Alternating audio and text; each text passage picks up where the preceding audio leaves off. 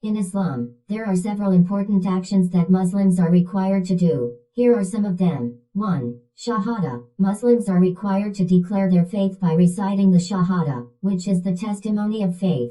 It involves bearing witness that there is no God but Allah and that Muhammad is his messenger. 2. Salah. Muslims are obligated to perform 5 daily prayers, known as Salah. These prayers are performed at specific times throughout the day and involve recitation of verses from the Quran while in a state of ritual purity. 3. Zakat. Muslims are required to give a portion of their wealth to the less fortunate as an act of charity. This is known as zakat and is considered one of the 5 pillars of Islam. It is calculated based on a specific percentage of a person's wealth and is distributed to those in need. 4. Sawm. Muslims are required to observe fasting during the holy month of Ramadan. This means abstaining from food, drink, and other physical needs from dawn until sunset.